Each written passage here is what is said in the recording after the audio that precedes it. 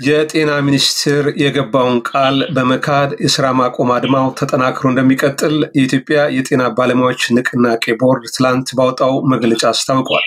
የስራ ማቆም አድማውም ከዛሬ ሰኞ ሰኔ 2 ቀን 2017 ዓ.ም ይቀጥላል ተብሏል።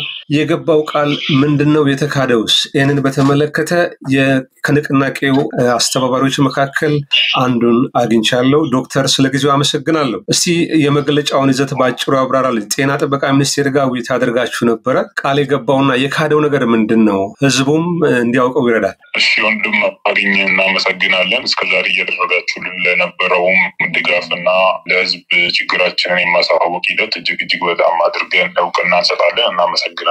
ያው ያለው ሂደት ከዚህ በፊትም እንደገለጽነው ከጤና ሚኒስቴር ጋር የተወሰኑ ውይይቶችን ለማድረግ ሙከራዎች ነበሩ። 5 ተወካዮችን ልከን ከ4 ሰዓት እስከ 5 ሰዓት የፈጀ ውይይት በማድረግ ነገር ግን ያው ችግሮችን እንደ ችግር ቢቀበሉም ለመፍታት ግን ፈቃደኝነታቸውን ያሳዩበት ሁኔታ አልነበረም። እናም ያን ተከትሎ ያው የስራ ማቆም አድማው በተጠናከረ ሁኔታ እየቀጠለ በሚገኝበት ወቅት የጤና ሚኒስቴር አማካሪ ያው የተወሰነ የስልክ ልውውጦችን እኛ ካቋቋምናቸው የድርድር ኮሚቴ አካላት ጋር ያደርግ ነበርና በዚህም ወቅት በስልክ በተደረገው ንግግር ሙሉ ያስቀመጥናቸው ፕሪኮንዲሽኖች ነበሩ።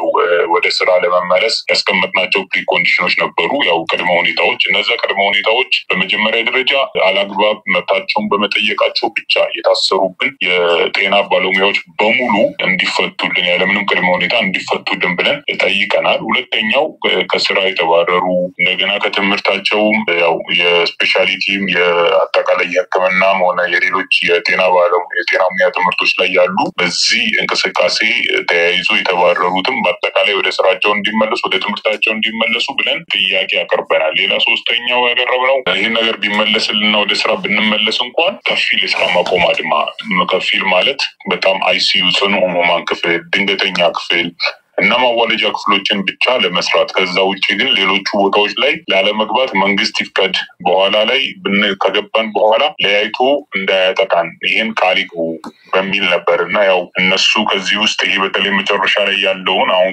ሚኒስትሯ አማካሪ ጋር በተደረገው ንግግር ያው መጨረሻ ላይ ያለው እንደ መንግስት ለመቀበል እንደሚቸገሩ፣ መንግስት ከፊል የስራ ማቆም አድማ አድርጉ ብሎ ኦፊሻሊ እውቅና ሊሰጥ እንደማይችል ይህም ተገቢም እንዳልሆነ ነግሮን፣ ነገር ግን አስቀድሞ ባሉት ቅድመ ሁኔታዎች የእስረኞች መለቀቅ በተቻለው መጠን ሁሉ በዋስም ይሁን በሌላ መንገድ ይሁን በዚህ ሳምንት 3-4 ቀን ውስጥ ሙሉ ለሙሉ ለማስለቀቅ እንደሚጥሩና ያን እንደሚያደርጉ ከስራ የተባረሩ በሙሉ ወደ ስራቸው እንደሚመለሱ ይሄ ዊዝድሮዋል እንዲያደርጉ ፎርስድ ዊዝድሮዋል እንዲያደርጉ ወይም ከትምህርታቸውን ከስራቸው እንዲባሩ ይደረጉትም እንደሚመለሱና ከዚህ በኋላ ምንም አይነት ማስፈራሪያ፣ ዛቻ፣ ቅጣት እንደማይኖር ቃል ገብተው ያው በስልክ የተደረገ ልውውጥ ነው ቃል ገብተው ከዛ በኋላ ነገር ግን ይሄን የምናደርገው እናንተ ዛሬውኑ ብሎ አርብ ዕለት ነው አሁን ያለፈው አርብ ዛሬውኑ ከሰኞ ጀምሮ ወደ ስራ እንዲገባ መግለጫ እንድታወጡ ይሄን አድርጉ።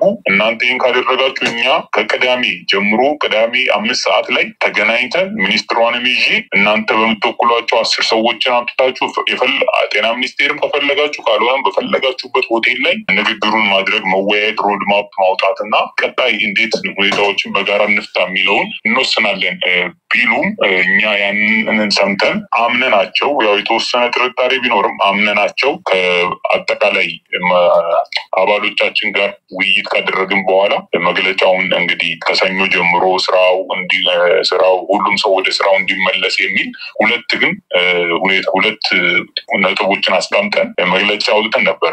በመግለጫው ላይ ሁለት ያስቀመጥናቸው ነጥቦች በአንድ ሳምንት ውስጥ እስረኞች በሙሉ ማይፈቱ ከሆነ ድጋሚ ወደ ስራ ማቆም አድማው እንደምንመለስ፣ ሁለተኛው የተጠየቁት ጥያቄዎች በሁለት ወር ውስጥ አንድ ባንድ መልስ የማያገኙ ከሆነ በሁለት ወር ውስጥ ስንል ያው ሁሉም ሊያገኙ እንደማይችሉ እናውቃለን። ነገር ግን መልስ የመስጠት ሂደት ሙከራዎች የማይደረጉ ከሆነ በሁለት ወር ውስጥ አትሊስት አንገብጋቢ ለሚባሉት የኢኮኖሚ ችግሮች እንደዛ አይነት መልስ የማይሰጥና ሙከራዎች የማይደረጉ ከሆነ ከሁለት ወር በኋላ በጣም በተቀናጀ አሁኑ በበለጠ ሁኔታ ተጠናክረን እንደምንመለስና ሙሉ የስራ ማቆም አድማው በመላ ሀገሪቱ እንደምናከናውን ጠቅሰን ነበር መግለጫውን ያወጣነውና በነጋታው ግን እንግዲህ ይሄን መግለጫ ከወጣ በኋላ ሙሉ ለሙሉ ያው የተገባልን ቃል ኪዳን በመካዱ ድጋሚ ቅዳሜ ማታ ላይ ስብሰባዎችን አካሂደን በየክልሉ ካሉን በየሆስፒታሉ ካሉን አስተባባሪዎች ጋር በመነጋገር ድጋሚ ስትራይኩን ለማስቀጠል የስራ ማቆም አድማውን ለማስቀጠል ወስነናል ማለት ነውና ቅዳሜ ማታ እሑድ ጠዋት ላይ መግለጫውን አውጥተናል። እሑድ ጠዋት ላይ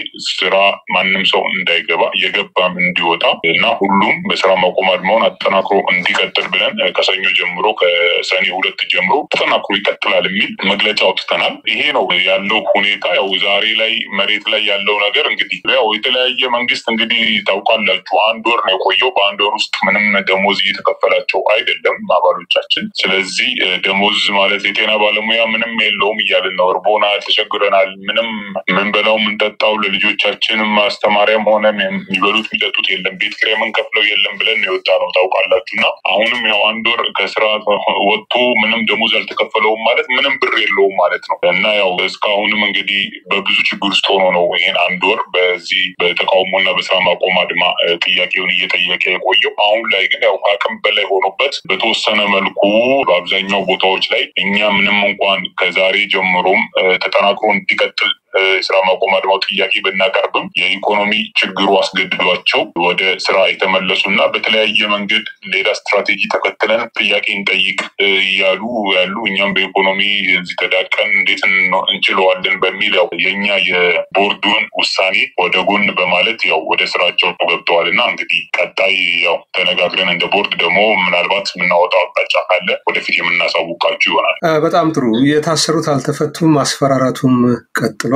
ከስራ የተፈናቀሉትም ምናልባት በማስጠንቀቂያ በሌላ መንገድ አልተመለሱም። ጤና ጥበቃ ሚኒስቴር የገባውን ቃል መካዱ ታውቋል። ነገር ግን እንግዲህ ገዢዎች በተለይ ታንኩም ባንኩም በእጃችን አለ ብለው የሚያምኑ ሰዎች እንዲህ አይነቱን ነገር የስኒ ማዕበል ብለው በማሳነስ በተራዘመ የጊዜ ሰሌዳ ውስጥ በስልት የማዳከም በተለይ ደሞዝ ከፋዩ መንግስት ስለሆነ ራበን ብለው ስልጡን የመብት ትግል ያነሳው የኢትዮጵያ ጤና ባለሙያዎች ንቅናቄን ከአንድ ወር በላይ አይዘልቅም፣ ከሁለት ወር በላይ ግፋ ቢል አይሄድም የሚል የብልጽግና ካድሬዎችም ሲናገሩ እንሰማለን። ነገር ግን በመላው ኢትዮጵያ የሚገኙ የማህበራትም ሆነ ህዝቡ የመብት ተሟጋቾችም ጋዜጠኞችም ይሄ ሰላማዊና ስልጡን ፈርቀዳጅ የሆነው ትግል ምናልባት ተራዘመ መንግስት በማባበልም በማስፈራራትም በማሰርም በኢኮኖሚ በማዳከምም ለመከፋፈል ቢሞክርም ጥያቄው እስካልተመለሰ ድጋሚ መመለስ እድሉ ሰፊ ነው። ምናልባት ከዚህ ጋር ተያይዞ ህዝቡም ሌላው አካል የእናንተን የመብት ትግል ንቅናቄ